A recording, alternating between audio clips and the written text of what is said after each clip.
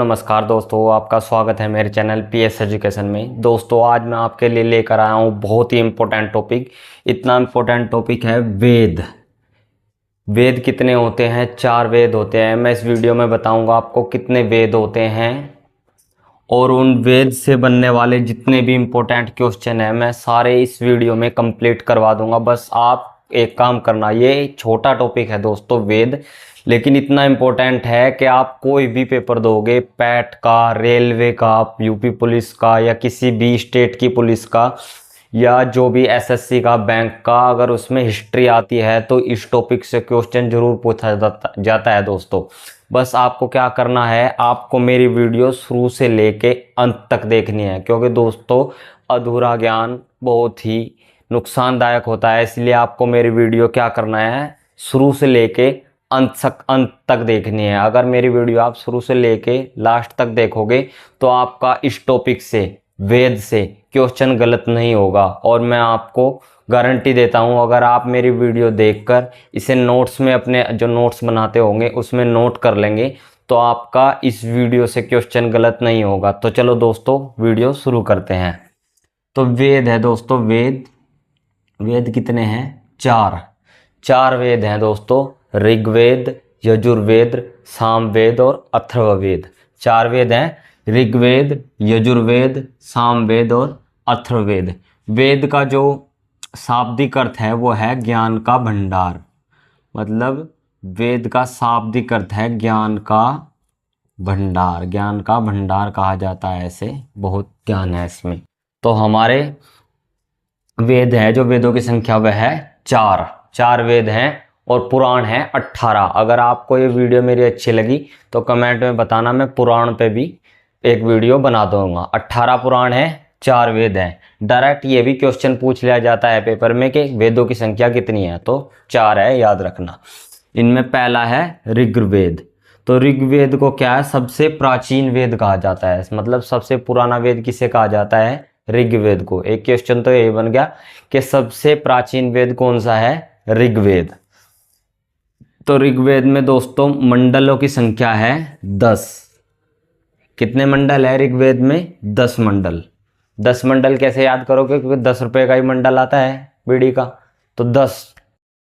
ठीक है दोस्तों, मंडलों की संख्या ऋग्वेद में है 10, जिसमें तीसरे मंडल में गायत्री मंत्र का उल्लेख है। किसका उल्लेख है?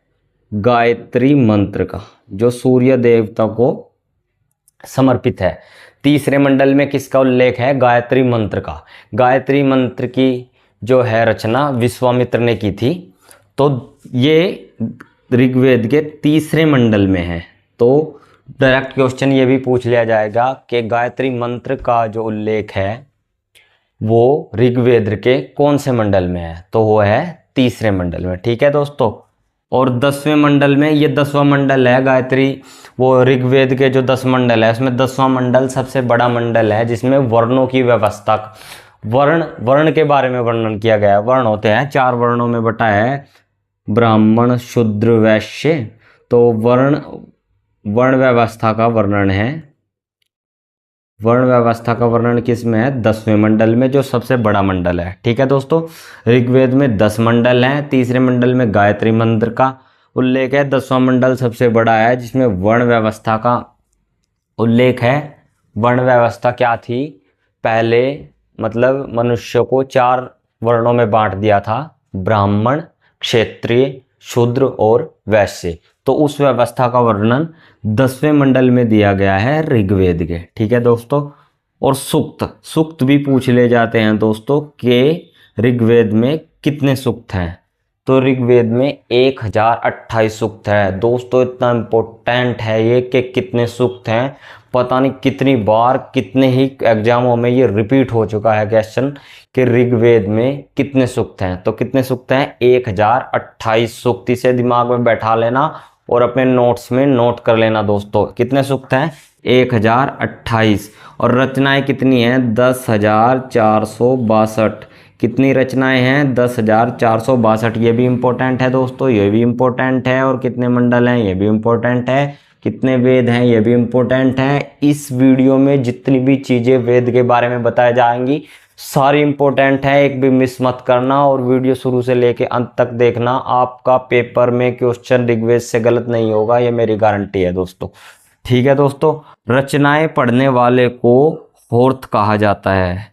जो ऋग्वेद में रचनाएं हैं 10,462, इन्हें पढ़ने वालों को होर्थ कहा जाता है। ये भी थोड़ा अगर डीप, थोड़ा बड़ा एग्जाम है जैसे CGL या IAS, तो उसमें भी पूछ लिया जाता है, थोड़ा डीप भी पूछ लिया जाता है कि ऋग्वेद की रचना पढ़ने वालों को क्या कहा जाता है, तो होर्थ कहा जाता है दोस्तों। क्या कहा जाता है? होर्थ। तो मैंने आपको बताया ऋग्वेद में मंडल 10, तीसरे मंडल में गायत्री मंत्र का उल्लेख है, विश्वामित्र ने इसकी रचना की थी। 10वें मंडल में वर्ण व्यवस्था है, ब्राह्मण क्षत्रिय शूद्र वैश्य वाली व्यवस्था। सूक्त 1028 हैं, रचनाएं 10,462 हैं। ऋग्वेद की रचनाएं पढ़ने वालों को होर्थ कहा जाता है। ठीक है दोस्तों, तो ऋग्वेद यहाँ पे समाप्त हुआ। ऋग्वेद से अगर क्वेश्चन बनेगा तो इतना ही बनेगा, इससे ज़्यादा नहीं बनेगा दोस्तों। अब आ गया दूसरे नंबर का वेद, यजुर्वेद। तो यजुर्वेद की जो रचना है, इन्हें पढ़ने वाले को अध्रुव्य कहा जाता है। क्या कहा जाता है? अध्रुव्य। यजुर्वेद की रचनाएं के पढ़ने वाले को। ठीक है दोस्तों, यजुर्वेद में यज्ञों के नियम का वर्णन किया गया है। किसका वर्णन किया है? यह थे यजुर्वेद, यह थे यज्ञ। यज्ञों के जो नियम है, यज्ञ होते थे पहले, जो उनके नियम है उसका वर्णन किया गया है। और ये एक ऐसा वेद है दोस्तों जो गद और पद दोनों में है। ठीक है, अब आ गया तीसरा सामवेद। तो सामवेद भारतीय संगीत का जनक कहा जाता है, इसमें सुरों का उल्लेख है। आपसे डायरेक्ट क्वेश्चन ये पूछ लिया जाएगा, भारतीय संगीत का जनक कौन से वेद को कहा जाता है? तो सामवेद को। ठीक है दोस्तों, सुरों का उल्लेख है इसमें। ठीक है, अथर्ववेद। अथर्ववेद क्यों है? सबसे नया वेद है, सबसे पुराना वेद है ऋग्वेद और सबसे नया वेद है अथर्ववेद। अथर्ववेद में जादू टोना वशीकरण के बारे में बताया गया है। जादू टोना वशीकरण है, नई चीज है, तो ये अथर्ववेद भी नया ही है। ठीक है दोस्तों, तो जादू टोना वशीकरण के बारे में बताया गया। अथर्वा ऋषि द्वारा रचित है अथर्ववेद, इसलिए इसका नाम अथर्ववेद पड़ा। तो मंत्रों की संख्या इसमें 731 है। इसमें 731 मंत्रों की संख्या है दोस्तों। तो मैंने आपको बता दिया दोस्तों, 4 वेद है, ज्ञान का भंडार, ऋग्वेद, यजुर्वेद, सामवेद, अथर्ववेद। 10 मंडल है ऋग्वेद में, तीसरे मंडल में गायत्री मंत्र, 10 मंडल वर्ण व्यवस्था है। 10वें मंडल में सूक्त 1028, रचनाएं 10,462 है। पढ़ने वाले को होर्थ कहा जाता है। यजुर्वेद पढ़ने वाले को अध्रुव्य। यज्ञों का नियम बताए गए हैं, गद्र पद दोनों में है। सामवेद भारतीय संगीत का जनक, सुरों का उल्लेख है। अथर्ववेद में जादू टोना वशीकरण अथर्वा ऋषि द्वारा रचित है, 731 मंत्र है। तो दोस्तों मैंने 4 वेद है, चारों वेदों से जितने भी इंपॉर्टेंट क्वेश्चन बन सकते हैं इस वीडियो में सारे कंप्लीट किए हैं। अगर आपने मेरी वीडियो शुरू से लेकर आखिरी तक देखी होगी और अपने नोट्स में नोट कर लोगे तो मेरी गारंटी है दोस्तों, आपका किसी भी एग्जाम में, पैट में, यूपी पुलिस में, रेलवे में, SSC में, बैंक में, आपका क्वेश्चन इस वेद टॉपिक से गलत नहीं होगा, ये मेरी गारंटी है दोस्तों। ठीक है, अगर आप इसी प्रकार की वीडियो देखना चाहते हैं दोस्तों, तो आप मेरी प्लेलिस्ट में जाकर मेरे चैनल को सब्सक्राइब कर लीजिए और बेल आइकन को ऑन कर लीजिए, और मेरी प्लेलिस्ट में जाकर ऐसी बहुत सारी वीडियो आप देख सकते हो और अपने नोट्स में बनाकर अपनी कंपटीशन की तैयारी को 4 चांद लगा सकते हो। ठीक है दोस्तों, अगर मेरी वीडियो अच्छी लगी तो मेरी वीडियो को लाइक एंड चैनल को सब्सक्राइब और शेयर करें दोस्तों। थैंक यू दोस्तों।